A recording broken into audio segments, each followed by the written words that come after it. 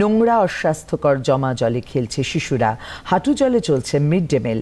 স্বাস্থ্যবিধি শিখে বছরের পর বছর ধরে বর্ষা এলেই এই ছবি মুর্শিদাবাদের ডোমকলের গড়াইমারি প্রাথমিক বিদ্যালয়ে। আর স্কুল চত্বরে জল জমে অস্বাস্থ্যকর পরিবেশ হওয়ায় পঠন পাঠনে চলছে ডামাডোল। অনেক পড়ুয়াই থাকছে অনুপস্থিত। এদিকে স্কুলের মিড ডে মিলও নিতে হচ্ছে জলের মধ্যে দাঁড়িয়ে বলে অভিযোগ।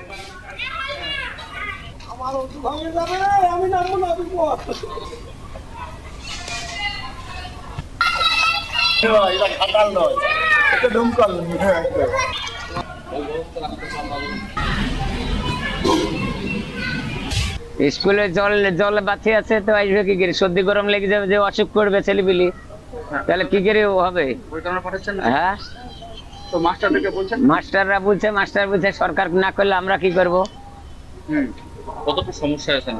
বিরাট সমস্যা। দেখেন এখানে রাস্তায় জলবাতি, তারপরে স্কুলের সব ডিবিজ আছে জলবাতি, আর মেইন রোডের ধারে জল জমেছে 4 থেকে 5 বছর থেকে নাকি একই সমস্যা। না, মোটামুটি আপনার 6-7 বছর থেকে এটা একই ঘটনা। না, কোনো সমস্যা মিটেনি।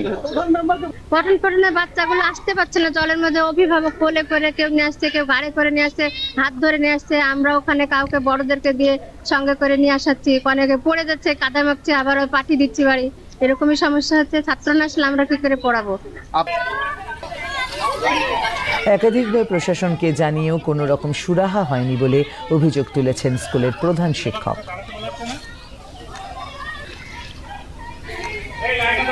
এই যে জল সমস্যা কতদিনের? এই জল সমস্যাটা আপনার বিগত প্রায় 4 থেকে 5 বছর একই অবস্থায় দাঁড়িয়েছে। তবে এই বছর পরিস্থিতি আরো খারাপের দিকে। তো কোথাও কোনো জানানো হয়েছে? হ্যাঁ, আমরা ডিস্ট্রিক্ট এডুকেশন অফিসার ওনাকে জানিয়েছি লিখিতভাবে।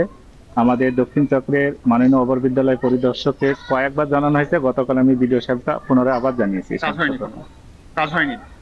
কাজ হওয়া বলতে বিডিও সাহেব তার প্রতিনিধি পাঠিয়েছিলেন, বিষয়টা সরজমিনে ওনারা দেখে গেছেন এবং আমাদের স্কুল কর্তৃপক্ষকে আশ্বাসও দিয়েছেন যে সমস্যা কিভাবে সমাধান করা যায়।